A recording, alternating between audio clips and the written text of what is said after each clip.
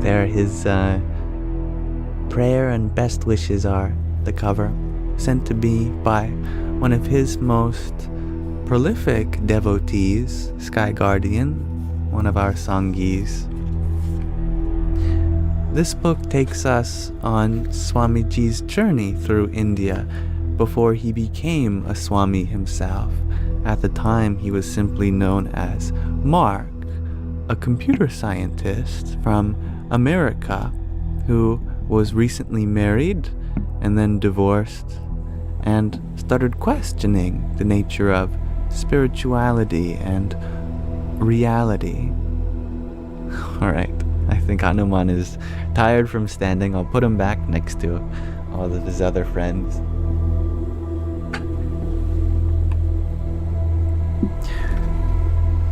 Recently, we were in a conversation with Raj, a Hindu. And Raj was curious about how he was once a Catholic, but then converted to Hinduism. But then Mark said, no, I never converted. There is no such thing as conversion, in my opinion. We all have our beliefs, and we can't simply change them as if we were swapping out wardrobes. Instead, I vowed to know the truth, not just acquire a certain belief system. And this was confusing to Raj the Hindu. Raj pondered, but you still have to believe Vedanta's teaching about the immortality of the soul. When Vedanta teaches that Atma is immortal, I pointed out, it is not referring to something inaccessible or removed from our experience. I just realized I skipped a paragraph. Let me go back up. There's a huge difference between knowledge and belief. You can believe in something remote, something inaccessible, something you can't experience, but something that is immediately present in your experience cannot be a matter of belief. Raj's point-blank look prompted me to explain, do you believe that I am sitting here next to you on the bench? No, I would not exactly say believe, but... You don't believe I am sitting here? Because you know I am sitting here. Whatever is present in your experience cannot be a matter of belief. You don't believe the Ganges stretches out before us. You know it from your own experience. On the other hand, whatever we experience remains a matter of faith. Whatever happens after death, for example, cannot be experimentally verified. It cannot be known, so it remains a matter of belief. This distinction is very important in Vedanta. It maintains that if something is capable of being known, we should seek knowledge, not belief. Raj pondered. But you still have to believe Vedanta's teachings about the immortality of the soul. When Vedanta teaches that Atma, the soul, is immortal, I pointed out, it is not referring to something inaccessible or removed from our experience. Atma is the truth of ourselves. It is the essence of our conscious experience. In fact, it is consciousness itself, the consciousness present in every experience, the consciousness by which we know that we are sitting here on the bench. Since it is not hidden or remote, it is not a matter for belief. It can be known. But how can you know that the self is immortal? Raj asked. That's exactly what Vedanta is all about. Vedanta is called pramana, a means of knowledge. It is a method for leading you to discover the truth of yourself. It can lead to discover the immortality of your true self, Atma. As we talked, I sensed that Raj did not have much exposure to these teachings. In the past, this would have surprised me. When I first came to India, I had naively assumed that all Hindus were spiritually advanced, superior to those of us living in the materialistic West. But I learned that Hindus in India are not unlike their Christian or Jewish counterparts in the West. Everywhere, people seem to have very limited comprehensions of their own religious traditions. Few become thoroughly acquainted with the depth and breadth of their religions, and fewer yet appear to fully assimilate spiritual principles into their hearts and lives. Most Christians seem to have a superficial knowledge of theology. In the same way, most Hindus appear to possess only a cursory knowledge of Vedanta. Few have had the opportunity to live and study with a traditional teacher. I am extremely grateful for having had that opportunity. Many here have told me how fortunate I was to have studied with my guru, Swami Tadatmananda. And when they learned how extensive my studies had been, they sometimes asked me spiritual questions, casting me in the role of a teacher. At first, their questions embarrassed me. What right do I have to tell Hindus anything about Vedanta? I thought. But I later realized the pretentiousness of my attitude. Their respect was not for me. It was for the teachings of Vedanta. I was merely a vehicle for those teachings. Also, I was surprised they would even consider presenting their questions to a white foreigner like me.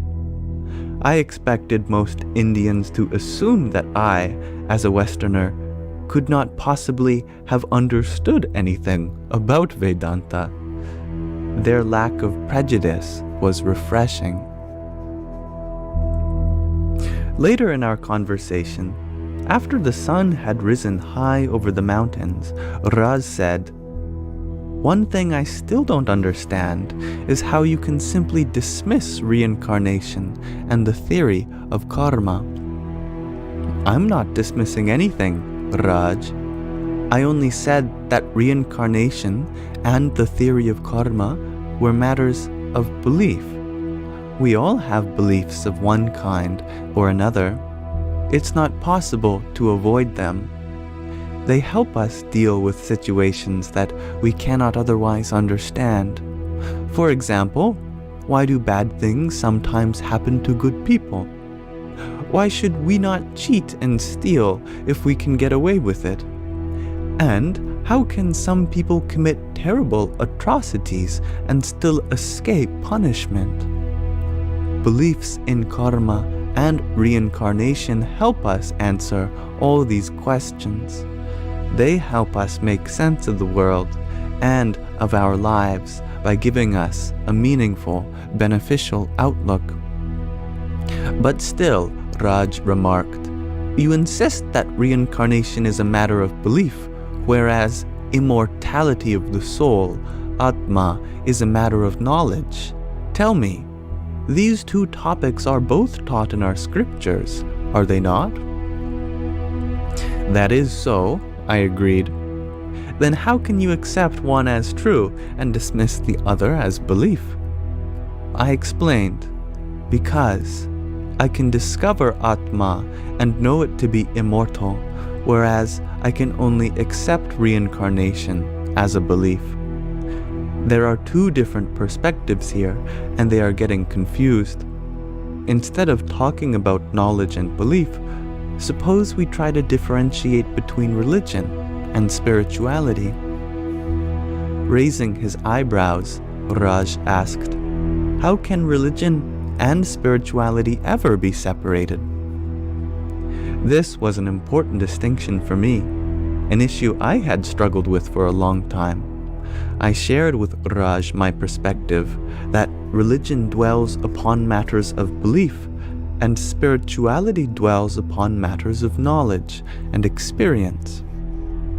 Each of the world's religions has its own system of belief. Beliefs about the nature of God, about the soul, about what happens after we die, and so on.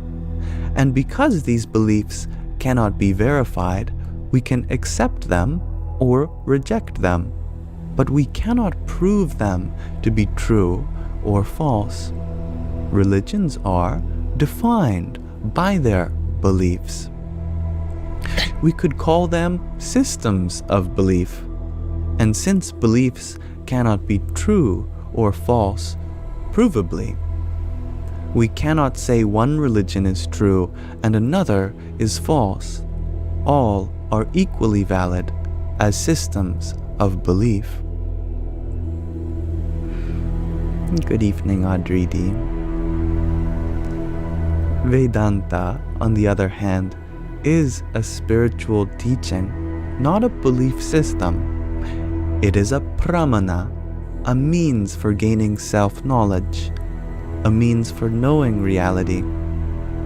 The purpose of Vedanta is different from that of religion. Religions convey beliefs, whereas Vedanta imparts self-knowledge. The distinction between spiritual knowledge and religious beliefs is found in the Vedas, humanity's oldest scriptures themselves.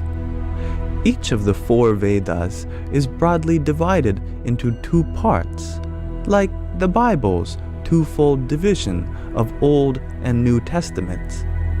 The first part of the Vedas, called the Karma Kanda, is comprised mostly of prayers, rituals, and devotional meditations.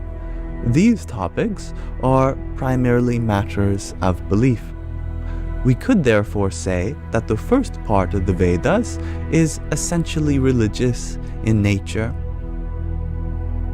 Hello, Michelle and Deb. The latter part of the Vedas, called Jnana Kanda, deals not with beliefs but with spiritual knowledge, jnana, about Atma, the world, and its creator. This part is considered by many to be Hinduism's foundation, the solid base of knowledge upon which all its beliefs rest. This portion is comprised of many individual texts called Upanishads, and because the Upanishads are found at the end, Anta, of each of the 4 Vedas, this subject matter is commonly called Vedanta, Veda Anta. To illustrate the difference between knowledge and belief, I told Raj a story from the Vedas, a story found in the Mundaka Upanishad about a fabulously wealthy man named Shaunaka.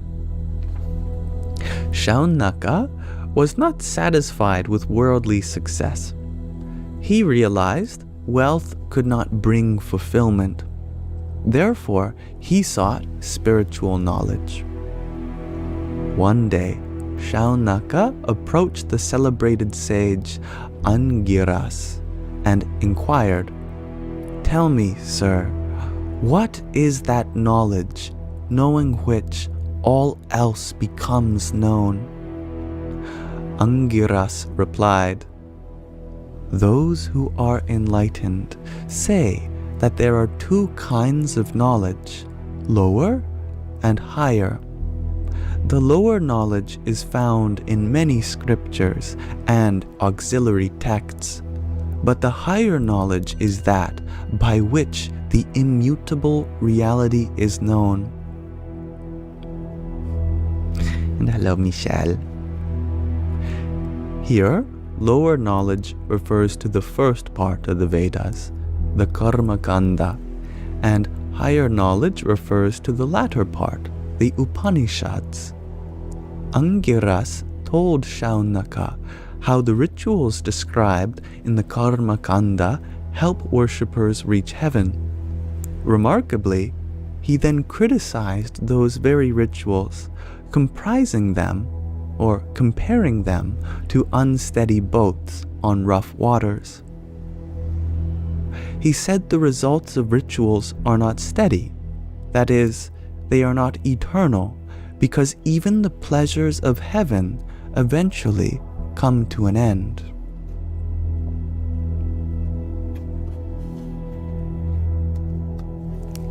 Let us pause our reading there.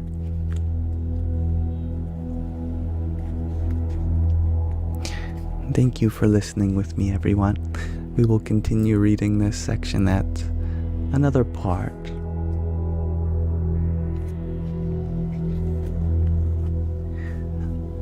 And thank you to those who sent something whilst we read. Do allow me the opportunity to extend my gratitude back to you now. John F. Thank you for your rose. And Tiny. Yippee! Sky Guardian, you're wondering which page are we on? Let me look. 110.